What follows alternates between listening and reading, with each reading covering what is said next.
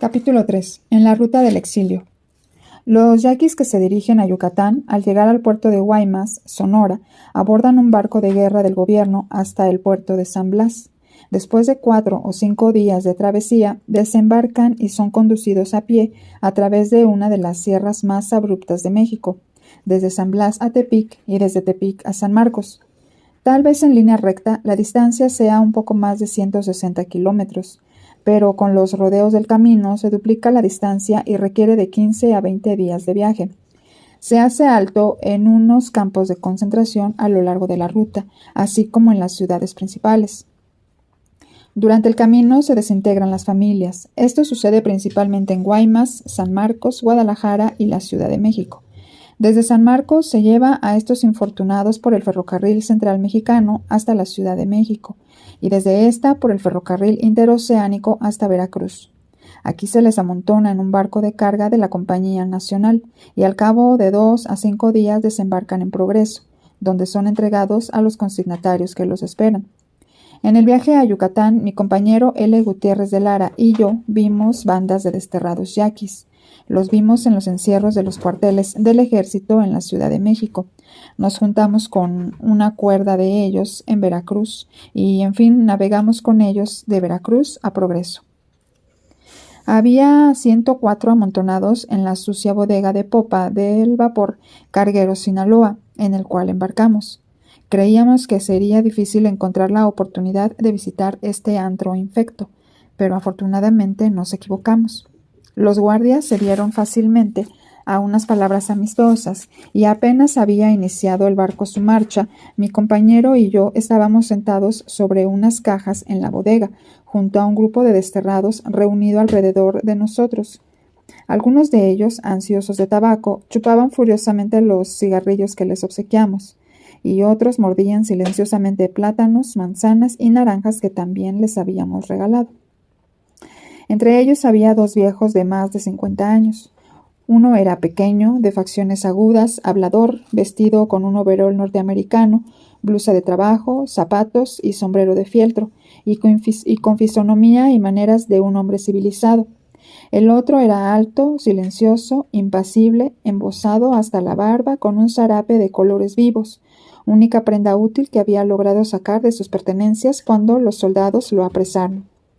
Había allí también un magnífico atleta de menos de 30 años que llevaba en brazos a una delicada niña de 2 años, una mujer de cara agresiva de unos 40 años contra la cual se oprimía una de 10 que temblaba y temblaba presa de un ataque de malaria. 2 muchachos fornidos sentados en cuclillas al fondo que sonreían medio atontados a nuestras preguntas. Mujeres sucias, casi la mitad de ellas con niños de pecho. Había además un asombroso número de criaturas regordetas, de piernas desnudas, que jugaban inocentemente en el suelo o nos miraban a distancia con sus grandes ojos negros. ¿Revolucionarios?, pregunté al hombre con overol y blusa. No, trabajadores. ¿Yaquis? Sí, un yaqui, dijo señalando a su amigo el de la cobija. Los demás somos pimas y ópatas. Entonces, ¿por qué aquí? Todos somos yaquis para el general Torres. Él no hace distinción. Si uno es de tez oscura y viste como yo, es un yaqui para él. No investiga ni hace preguntas. Lo detiene a uno. ¿De dónde es usted?, pregunté al viejo. La mayoría de nosotros somos de Ures. Nos capturaron durante la noche y nos llevaron sin darnos tiempo para recoger nuestras cosas. Yo soy de Horcasitas, habló el joven atleta con la niña en brazos. Yo estaba arando en mi tierra cuando llegaron y no me dieron tiempo ni a desuncir mis bueyes. ¿Dónde está la madre de la niña?, pregunté con curiosidad al joven padre. Murió en San Marcos, contestó apretando los dientes. La mató la caminata de 3 semanas por los montes. He podido quedarme con la pequeña hasta ahora. ¿Algunos de ustedes opusieron resistencia cuando los soldados llegaron a aprehenderlos?, pregunté. No, dijo el viejo de Ures. Nos entregamos pacíficamente. No tratamos de escapar. Y continuó con una sonrisa. Los oficiales tenían más trabajo cuidando de sus hombres, de sus soldados, para impedir que huyeran y desertaran que con nosotros.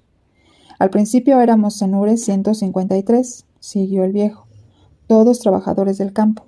Trabajábamos para pequeños rancheros, gente pobre que no tenía a su servicio más de media docena de familias. Un día un agente del gobierno visitó la región y ordenó a los patrones que dieran cuenta de todos sus trabajadores. Los patrones obedecieron, pues no sabían de qué se trataba hasta pocos días después, cuando llegaron los soldados. Entonces se enteraron y se dieron cuenta de que la ruina era tanto para ellos como para nosotros. Suplicaron a los oficiales diciendo: «Este es mi peón, es un buen hombre, ha estado conmigo durante 20 años, lo necesito para la cosecha». «Es verdad», interrumpió la mujer con la niña consumida por la fiebre. «Hemos estado con Carlos Romo durante 22 años. La noche que nos capturaron éramos 7, ahora somos 2. Y nosotros hemos trabajado para Eugenio Morales, 16 años», habló otra mujer. «Sí», prosiguió el que llevaba la voz cantante, «nuestros patrones siguieron suplicando, pero fue inútil. Algunos nos siguieron todo el camino hasta Hermosillo. Eran Manuel Gándara, José Juan López, Franco Telles, Eugenio Morales, los hermanos Romo, José y Carlos. Allí los puede usted encontrar y le dirán que lo que decimos es cierto. Siguieron tras de nosotros, pero fue inútil. Tuvieron que volver para buscar en vano trabajadores en nuestras casas vacías. Habíamos sido robados, y a ellos los habían despojado. Murieron en el camino como ganado hambriento», continuó el viejo de Ures. «Cuando uno caía enfermo, nunca sanaba. Una mujer que estaba muy enferma cuando salimos pidió que la dejasen, pero no quisieron. Fue la primera en caer. Sucedió en el tren entre Hermosillo y Guaymas. Pero la parte más dura del camino fue entre San Blas y San Marcos. Aquellas mujeres con niños. Era terrible.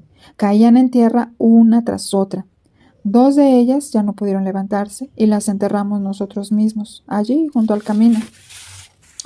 «Había burros en San Blas», interrumpió una mujer, «y mulas y caballos. Hoy, ¿cómo no nos dejaron montarlos? Pero nuestros hombres se portaron muy bien. Cuando se cansaban las piernecitas de los niños, nuestros hombres los cargaban en hombros. Y cuando las 3 mujeres con embarazo muy adelantado no pudieron caminar más, nuestros hombres hicieron parihuelas de ramas, turnándose para cargarlas. Sí, nuestros hombres se portaron bien, pero ya no están aquí. Ya no los veremos más». «Los soldados tuvieron que arrancarme de mi marido», dijo otra, «y cuando yo lloraba se reían. A la noche siguiente vino un soldado y quiso abusar de mí, pero me quité los zapatos y le pegué con ellos». Sí, los soldados molestaban a las mujeres con frecuencia, especialmente la semana que estuvimos pasando hambre en la Ciudad de México, pero siempre las mujeres los rechazaron. «Yo tengo una hermana en Yucatán», dijo una joven de menos de 20 años. «Hace 2 años se la llevaron. Tan pronto como lleguemos, trataré de encontrarla. Nos acompañaremos mutuamente ahora que me han quitado a mi marido. Dígame, ¿hace tanto calor en Yucatán como dicen? No me gusta el calor, pero si me dejan vivir con mi hermana, no me importa». «¿A quién pertenecen todas estas criaturas, estos muchachos, todos del mismo tamaño?», pregunté. «¿Quién sabe?», respondió una anciana. «Sus padres han desaparecido, lo mismo que nuestros niños. Nos quitan a nuestros hijos y nos entregan hijos de extraños, y cuando empezamos a querer a los nuevos, también se los llevan. ¿Ve usted a esa mujer acurrucada allí con la cara entre las manos? Le quitaron a sus 4 pequeños en Guadalajara y no le han dejado nada. A mí, sí, me quitaron a mi marido. En más de 30 años no nos habíamos apartado una sola noche.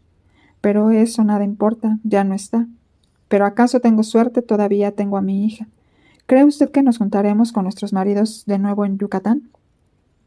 Cuando pasamos frente al faro de Veracruz, una ola impulsada por el viento norte se estrelló contra el costado del barco y el agua empezó a entrar a chorros por las ventanillas más bajas, inundando el alojamiento de los infelices desterrados. Estos salieron al puente, pero allí se encontraron con un aguacero que los hizo regresar a la bodega. Entre esta y la popa, inundadas ambas, los exiliados pasaron la noche. Y cuando en la mañana temprano navegábamos por el río Coatzacoalcos, me dirigí de nuevo a popa y los encontré tirados en el puente, todos ellos mojados y temblando, y algunos retorciéndose víctimas del fuerte mareo. Navegamos 44 kilómetros aguas arriba del Coatzacoalcos, anclamos en la orilla y pasamos un día embarcando ganado de la región para el mercado de carne de Nueva Orleans. Se pueden meter por el portillo del costado de un buque 200 animales grandes en el término de 2 horas, pero estos toros eran salvajes como lobos, y había que medio matar a cada uno antes que consintieran en recorrer la estrecha pasarela. Una vez a bordo, colocados a ambos lados del barco, luchaban, pateaban y mugían como sirenas de vapor. Varios rompieron las reatas que les habían amarrado a la cabeza y destruyeron la débil valla colocada para impedir que invadieran otras secciones del puente. En un espacio libre de la popa, rodeados en 3 lados por los inquietos y mugidores animales, estaba el alojamiento de los yaquis. No había más elección que quedarse allí y correr el riesgo de verse pisoteado o salir al puente superior al aire libre. Durante los siguientes 4 días del viaje, uno de los cuales lo ocupamos en esperar que pasara un norte, los yaquis prefirieron el puente. Por fin llegamos a Progreso. Al tomar el tren para Mérida, vi cómo metían a nuestros compañeros de viaje en los coches de segunda clase. Bajaron en la pequeña estación de San Ignacio, tomaron rumbo a una hacienda perteneciente al gobernador Olegario Molina y ya no los vimos más. Pronto me enteré en Yucatán de lo que hacían con los desterrados yaquis. Estos son enviados a las fincas enequeneras como esclavos, exactamente en las mismas condiciones que los 100,000 mayas que encontramos en las plantaciones. Se les trata como muebles, son comprados y vendidos, no reciben jornales, pero los alimentan con frijoles, tortillas y pescado podrido. A veces son azotados hasta morir. Se les obliga a trabajar desde la madrugada hasta el anochecer bajo un sol abrasador, lo mismo que a los mayas. A los hombres los encierran durante la noche y a las mujeres las obligan a casarse con chinos o con mayas. Se les casa cuando se escapan y son devueltos por la policía cuando llegan a sitios habitados. A las familias desintegradas al salir de Sonora o en el camino no se les permite que vuelvan a reunirse. Una vez que pasan a manos del amo, el gobierno no se preocupa por ellos ni los toma ya en cuenta. El gobierno recibe su dinero y la suerte de los yaquis queda en manos del enequenero. Vi a muchos yaquis en Yucatán, hablé con ellos, vi cómo los azotaban. Una de las primeras cosas que presencié en una hacienda yucateca fue cómo apaleaban a un yaqui.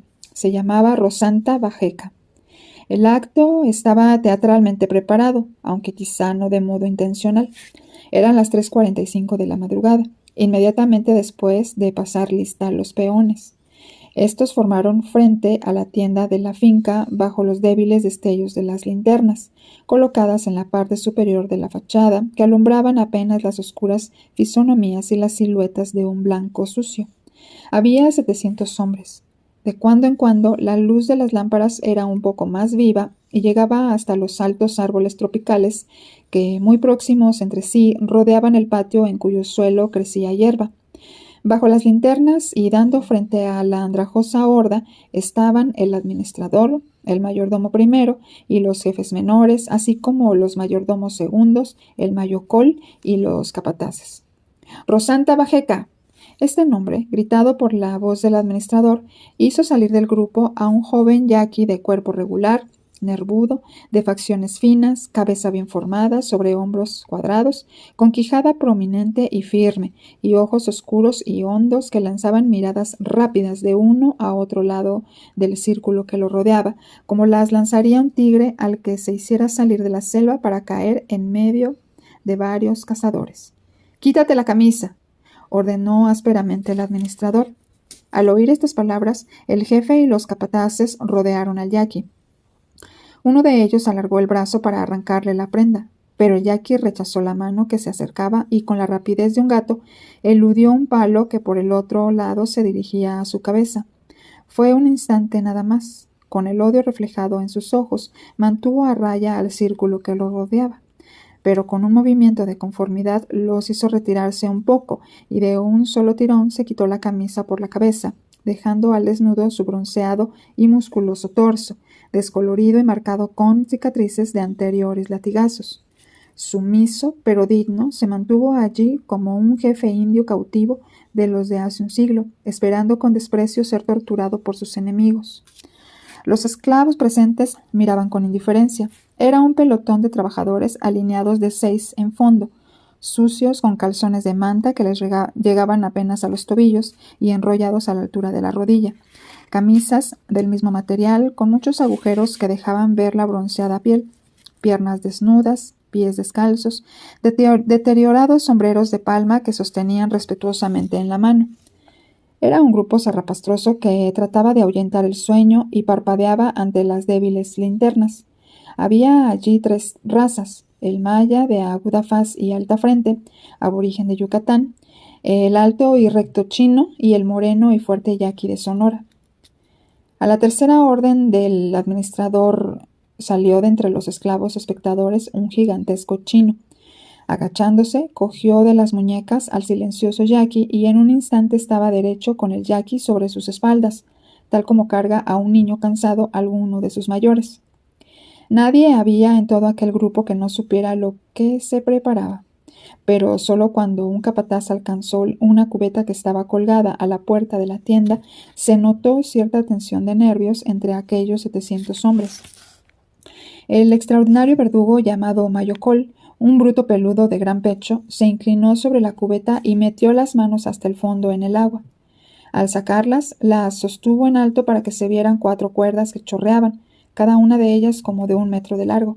Las gruesas y retorcidas cuerdas parecían 4 hinchadas serpientes a la escasa luz de las lámparas, y a la vista de ellas, las cansadas espaldas de los 700 andrajosos se irguieron con una sacudida.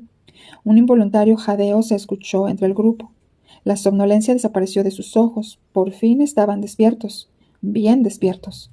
Las cuerdas eran de henequén trenzado, apretadas, gruesas y pesadas, propias para el fin especial a que las dedicaban. Una vez mojadas, para hacerlas más pesadas y cortantes, resultaban admirablemente ajustadas para el trabajo de limpia, como se denomina al castigo corporal en las haciendas de Yucatán.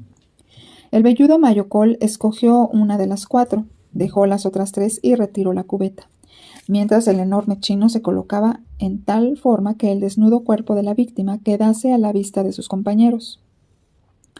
El drama era viejo para todos ellos, tan viejo que los ojos estaban cansados de verlos tantas veces. Pero a pesar de todo, no podía dejar de impresionarlos. Cada uno de los peones sabía que le llegaría su hora, si es que no les había llegado ya, y ninguno tenía suficiente fuerza de ánimo para dar la espalda al espectáculo. Deliberadamente el Mayocol midió la distancia y con igual deliberación alzó en alto el brazo y lo dejó caer rápidamente. El látigo silbó en el aire y cayó con un sonido seco sobre los hombros bronceados del yaqui. El administrador, un hombre pequeño y nervioso que no cesaba de hacer gestos, aprobó con un movimiento de cabeza y consultó su reloj. El mayordomo, grandote, impasible, sonrió levemente. La media docena de capataces se inclinaron en su ansiedad un poco más hacia el suelo. El pelotón de esclavos se movió como empujado por una fuerza invisible y dejaron escapar un segundo suspiro, doloroso y agudo, como aire que se escapa de una garganta cortada. Todos los ojos eran atraídos por esa escena a la incierta luz del amanecer. El gigante chino, ahora un poco inclinado hacia adelante, con el cuerpo desnudo del yaqui sobre sus hombros, las largas, desiguales y lívidas cicatrices que señalaban los golpes de la cuerda mojada, el lento, deliberadamente lento Mayocol, el administrador con el reloj en la mano, indicando su aprobación, el sonriente mayordomo, los absortos capataces. Todos contuvieron la respiración en espera del segundo golpe. Yo contuve la mía, por momentos que me parecieron años, hasta que creí que la cuerda no caería más. Solo cuando vi la señal que el administrador hizo con el dedo, supe que los golpes se medían con reloj, y solo hasta después de terminado el espectáculo, supe que, para prolongar la tortura, el tiempo señalado entre cada golpe era de 6 segundos. Cayó el segundo latigazo, y el tercero, y el cuarto. Los contaba al caer con intervalos de siglos. Al cuarto azote, la fuerte piel bronceada se cubrió de pequeños puntos escarlata que estallaron y dejaron correr la sangre en hilillos. Al sexto, la reluciente espalda perdió su rigidez y empezó a estremecerse como una jalea. Al noveno azote, un gemido nació en las entrañas del yaqui y encontró salida al aire libre. Pero qué gemido, aún lo puedo oír ahora. Un gemido duro, tan duro como si su dureza la hubiera adquirido al pasar a través de un alma de diamante. Por fin cesaron los azotes, que fueron 15. El administrador, con un ademán final, guardó su reloj. El gigante chino soltó las manos con que sujetaba las morenas muñecas del yaqui y éste cayó al suelo como un costal. Quedó allí por un momento, con la cara entre los brazos y con su estremecida y ensangrentada carne al descubierto, hasta que un capataz se adelantó y le dio un puntapié en el costado. El yaqui levantó la cabeza, dejando ver un par de ojos vidriosos y una cara contorsionada por el dolor. Un momento después ya se había levantado e iba con pasos vacilantes a reunirse con sus compañeros. En ese momento se rompió el silencio y la ansiedad de 700. Se agitaron las filas y se elevó un rumor de palabras entre toda aquella muchedumbre. La limpia especial de aquella mañana había terminado y 5 minutos más tarde el trabajo diario de la finca había dado comienzo. Naturalmente yo hice algunas preguntas acerca de Rosanta Bajeca para averiguar qué delito había cometido para merecer 15 azotes con la cuerda mojada. Confirmé que hacía un mes que estaba en Yucatán y solo 3 días que lo habían llevado al campo con una cuadrilla de macheteros para cortar pencas de henequén. La cuota regular exigida a cada esclavo era de 2,000 pencas diarias, y a Bajeca le concedieron 3 días para que adquiriera la destreza necesaria para cortar esa cantidad de hojas, pero él no había cumplido. Esa era la causa de los azotes, no había cometido ninguna otra falta. Me extraña, le hice notar a un capataz, que este yaqui no se soltase de la espalda del chino. Me extraña que no pelease, parece un hombre valiente, tiene aspecto de luchador. El capataz se sonrió. Hace un mes peleaba, fue su respuesta. Pero un yaqui aprende muchas cosas al mes de estar en Yucatán. A pesar de todo, hubo un momento en que creíamos que este perro no aprendería nunca. De vez en cuando nos llega alguno de esa laya. Nunca aprenden. No valen el dinero que se paga por ellos. Cuénteme algo acerca de este, le urgí. Luchó, eso es todo. El día que llegó se le puso a trabajar cargando atados de hojas en el montacargas que las sube a la desfibradora. El mayordomo primero, pasó por allá y pinchó al hombre en el estómago con el bastón. Medio minuto después, 12 de nosotros estábamos luchando para arrancar a ese lobo yaqui de la garganta del mayordomo. Lo dejamos sin comer durante un día y después lo sacamos para hacerle una limpia. Pero peleó con uñas y dientes hasta que un capataz lo derribó a golpes con el contrafilo del machete. Después de eso, probó la cuerda diariamente durante algún tiempo, pero todos los días, por lo menos durante una semana, se resistía como loco hasta que besaba la tierra bajo el golpe de una cachiporra. Pero nuestro mayocol nunca falló. Ese mayocol es un genio. Conquistó al lobo. Estuvo manejando la cuerda hasta que ese terco se sometió, hasta que se arrastró sollozante en 4 patas a lamer la mano del hombre que le había pegado. Durante mis viajes en Yucatán, muchas veces me había llamado la atención el carácter tan humano de la gente a quien el gobierno mexicano llama yaquis. Los yaquis son indios, no son blancos, pero cuando se conversa con ellos en un lenguaje mutuamente comprensible, queda uno impresionado por la similitud de los procesos mentales del blanco y del moreno. Me convencí pronto de que el yaqui y yo nos parecíamos más en la mente que en el color. También llegué a convencerme de que las ligas familiares del yaqui significan tanto para él como las del norteamericano para este.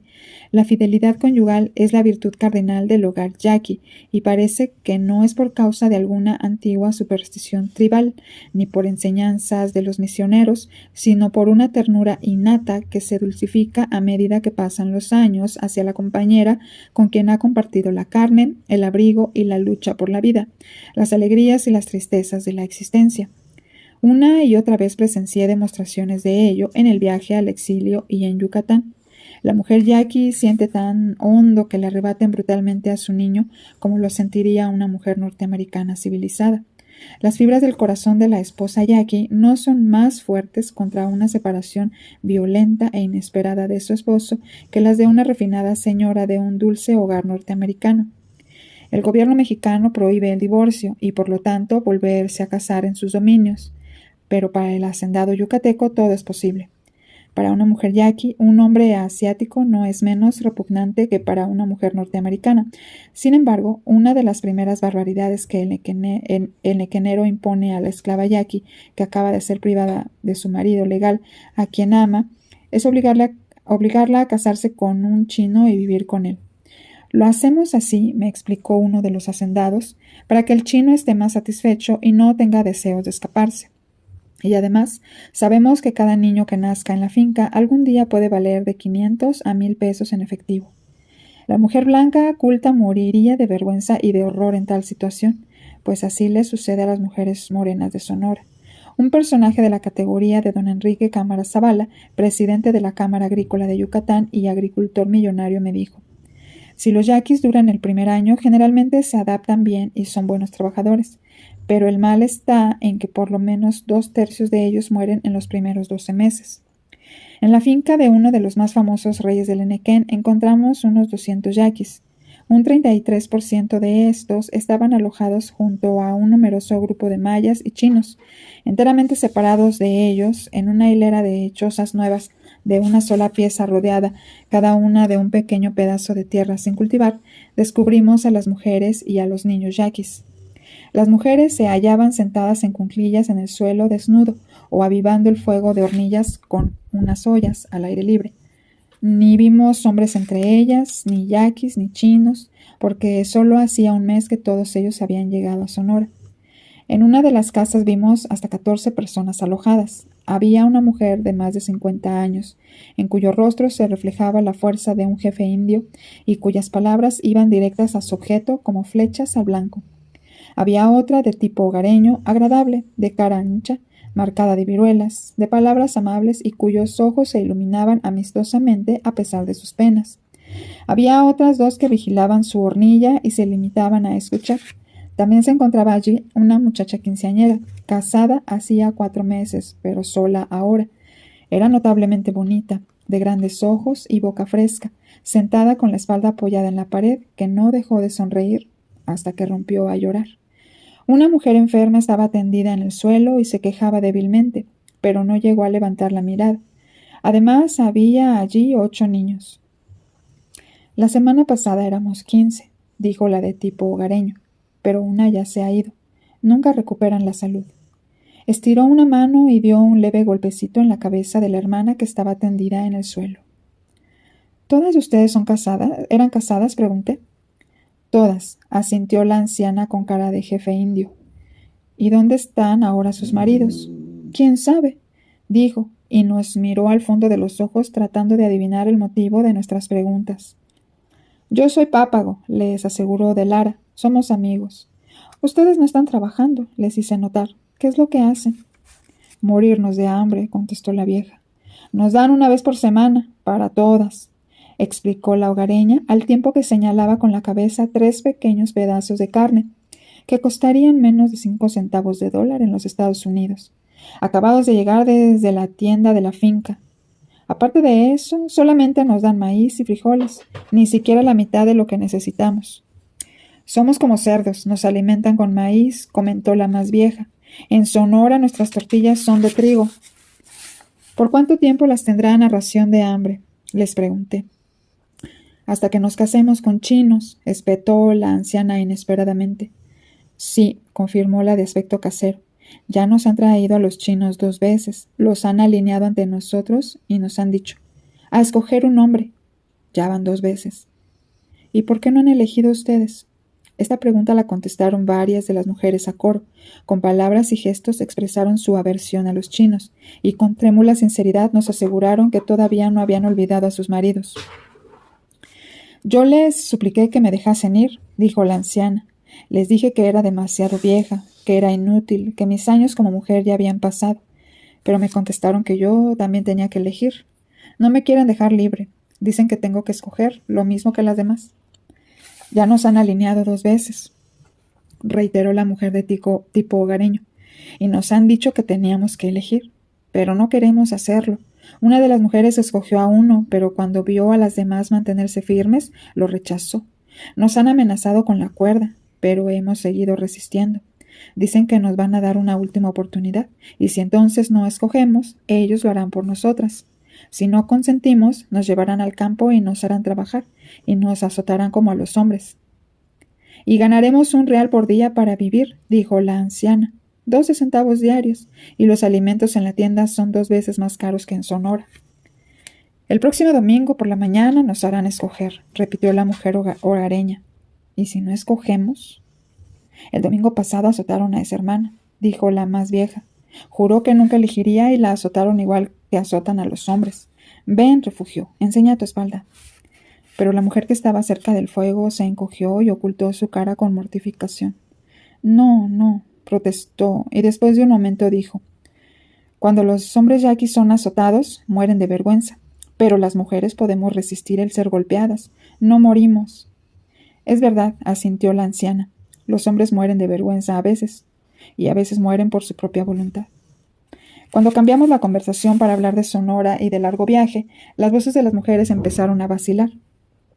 Eran de Pilares de Teras, donde están situadas las minas del coronel García.